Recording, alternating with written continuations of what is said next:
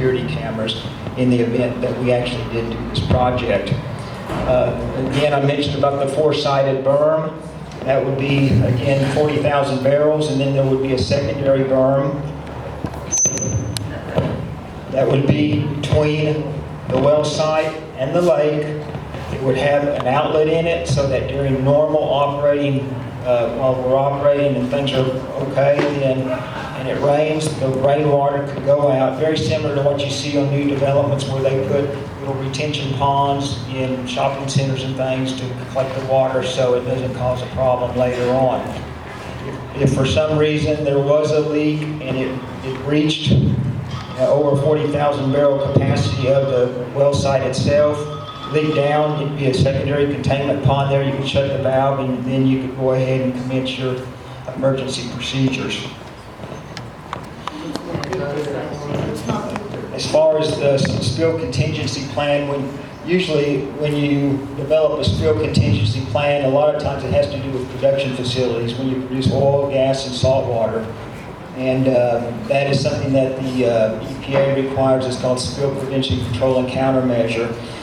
When a company like Devon or us drill a well, there are certain measures you take into account when you drill, and you have some localized spill prevention on the drill site itself. But Aqua we'll have to have another spill prevention plan that is in detail in the event that if there is a problem in the area or a spill, that there's a way to detect it and a way to notify the appropriate people so that it can be taken care of. Now, as far as noise is concerned, I know there's people concerned about the noise, and yes, when you move a drilling rig in, it usually takes 2 days to move one in and move one out. And you will hear some additional noise on those days of trucks coming and going. After that, noise will be greatly diminished.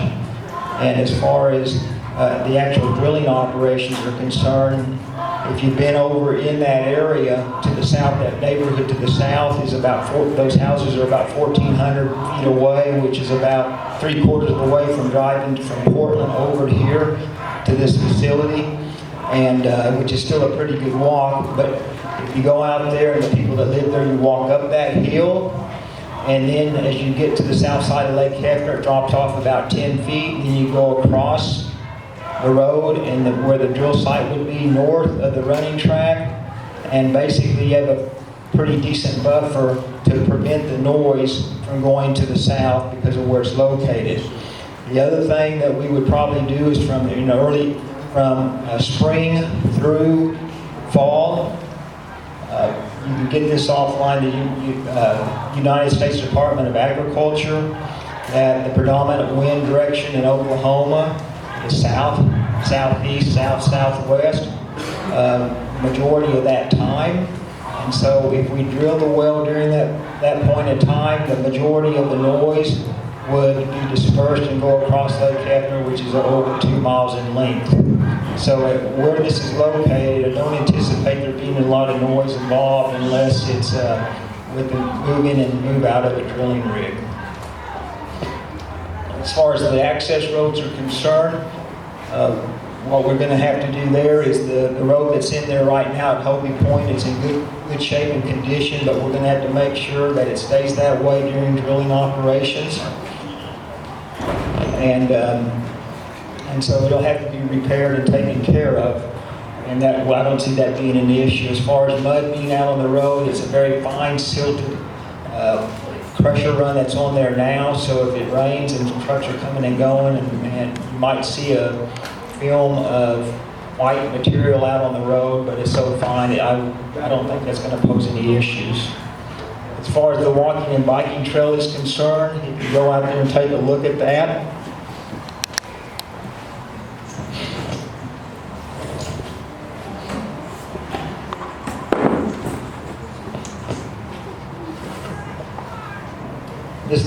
This is the trail itself that crosses. This is the access road that goes north into Hobie Point. We will tear out the running trail, and then we will replace it and repair it so that's in better condition now. This will be done beforehand. It's in better condition than it is now because it's all cracked up and messed up. And we'll also make sure it's brought put into city specs, and that it will also accommodate the heavy roads that, heavy trucks that go through there to the well site. That's a narrow road. Where the trucks coming in? Drilling trucks are not small. No, they aren't, but we've been in a lot tighter situation than that.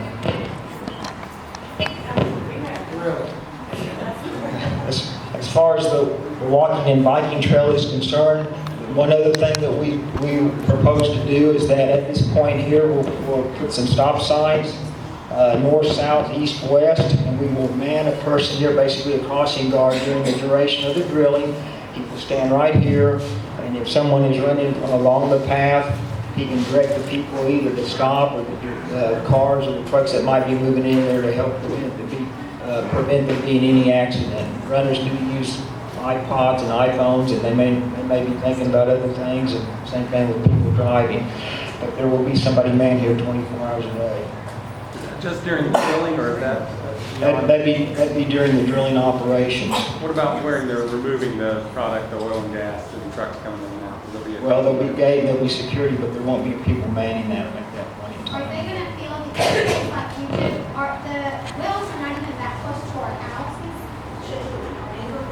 If they're not even that close, and we feel earthquakes on a daily basis. I think last week, almost daily. What happens Yes. to an earthquake? We got insurance, we got earthquake insurance, so our insurance paid that, thanks to you. And I'm sure, you know, Ma'am, what we'd like to do is have you please honor the process we have of not talking over the people that are trying to make a presentation. All we want to do is make sure that everyone has an opportunity to hear what the presentation is. Well, We bring have the real cards for each concerns to your person, presentation. and we're going to go through the questions By a dam. as soon as we get done. If you can honor the process, please, and allow us to make the presentation so that you can hear what he has to say. Thank you. The next thing I'd like to talk about is the road restorations. After we conclude the drilling operations, we will actually be from the entrance of South Lake Hefner right down to the running path. That will be all a new entrance, completely taken out and reinstalled to city specs with curb and gutter. Even though there's not a curb and gutter, we'll do what they want us to do there. If we damage the running trail, we'll go ahead and replace that as well. In addition to that, we'll go ahead and pave in asphalt approximately 75 to 100 yards of this trail. It's all done. If the well's a dry hole or it's a producer, it has to be done. As far as the beautification plan is concerned, Why would you pick a recreational lake water supply? With our drinking water, Let's start the question. No recreational lake. Once again, I'd like to ask you please to sit down and let the person complete the presentation. Thank you. we don't have all night, and we'd like to have our questions answered. Ma'am, I'd like for you to comply and please keep quiet so we can make the presentation. Thank you. Wow. as far as beautification is concerned, after the wells are drilled and we've put the fence up, we will get with the city, and this is an example of one over in Midwest City where they put the site-proof fence up and they went ahead and planted the trees around it. And it's pretty nice. As a matter of fact, if you take a look at this fencing, this is very similar to the tennis courts that are right over here in this park. It's pretty much the same. This is post-completion, is that what you're saying? That's post-completion, yes, sir. make it shake so it's realistic. Then as far as the performance bond is concerned, that's basically a bond that we have to post, that basically if we do not repair the running track, we do not install the new entrance, we do not pave the access road, and we do not repair South Lake Hefner Drive, we'll have to take pictures or a moving picture of whichever way the city wants us to come in there. I'm sure it will not be on Portland. And we'll have to take pictures of everything, and then after we are finished with drilling and completion operations, we'll go back with the city, we'll look at anything that's been damaged and has to be repaired. Look at that beautiful blue sky with those trees and everything. So basically, that's the end of my presentation as far as the protective measures are concerned. Sir, I did- concerning the noise, as a resident of the neighborhood, my concern is, what's the contingency plan if your calculations are off? With the community. having Sir, lived sir, there, this is not the time for that. Please keep quiet so we can let him finish the presentation. What I'd like to do right now is, We're going to turn it over to Wayne Smith. Wayne Smith is part of their team and has a few things to I've say. asked Wayne. Wayne is also a professional engineer. He got his degree from OU and is a registered petroleum engineer.